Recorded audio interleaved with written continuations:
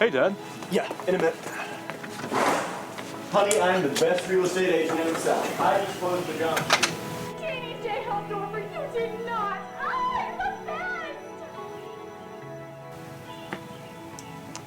Hey, Granddad. Hey, Billy, how you doing? I'm okay. Where's your dad? He's inside. Yeah, I just saw him drive up a few minutes ago. So, things going all right? I don't really want to talk about it. I don't blame you. The world stinks. Look, more bills. Ooh, this one's different. A subpoena. That'll be fun. Well, listen. I got a really good story. You want to hear it? Sure. Did I ever tell you about how I lost my sense of smell? No. Got kicked in the head by a horse. Now, the initial kick wasn't that bad. It's where I landed that caused the problems. I was only 7 years old. Doctor said I'd probably outgrow it, but I never did. Can't smell a thing. Don't you get any ideas either. So, Billy, you remember when I told you I lost my sense of smell? Yeah, Granddad. That was 9 seconds ago. Yeah, whatever. So, the point I'm trying to get to here is this.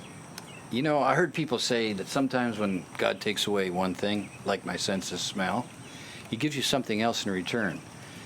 And for me, that was a brand new pair of shoes. Those shoes were a gift from my older brother, Paulie. Man, were they nice. Shoes?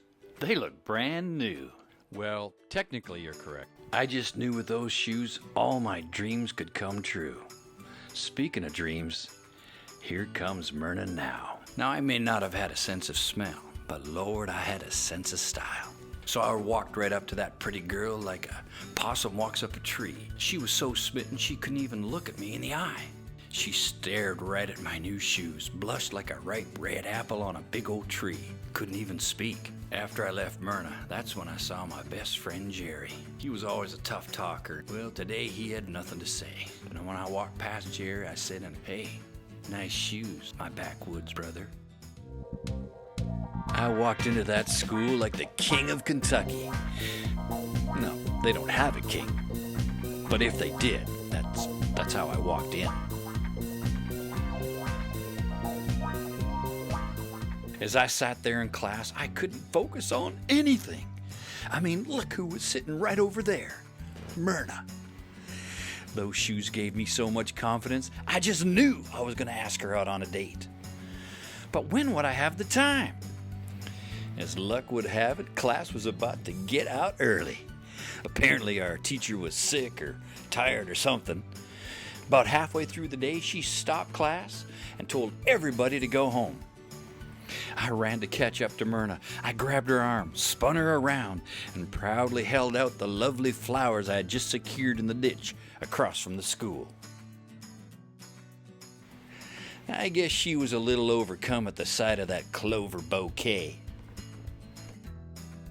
After I got in the house, I took off my shoes and I placed them real nice and careful right there in the middle of the living room for everybody to see. That's when I heard Mama start to cough and snort like a little old pig. "What is that smell?" she said at the top of her lungs. She come running around the corner from the kitchen and spied those shoes and said, "Who brought these things in here?" I said, "Mama, those are my new shoes. Paulie gave them to me." "Those are barn shoes, Pete. That's what the boys use to go do the chores in the barn. They're full of horse manure and pig pee. You can't wear those things out in public. They stink to high heaven." It was about that time that this whole day started to make sense to me. Those friends weren't covering their mouths in awe, shock, and wonder at my new shoes. They were trying to get rid of the smell of horse poo and pig pee out of their nostrils. All that smell, and no one had the gumption to tell me that I had the stinkiest shoes ever known to mankind. You know, Billy, I learned one important thing that day. Sure, you can't look a gift horse in the mouth, but you should at least check its breath. Granddad, that didn't even make sense. I know, right? Hey, but listen, it made you feel a little better, huh? A little bit. That's what I'm talking about. Come on. Maybe Grandma Myrna's got something for us to eat. You know, sometimes stories don't always make sense. Sometimes there's no moral to the story or some big lesson to be learned. But you know, spending time with the ones you love, well, now that's a lesson we could all learn. And that always makes sense.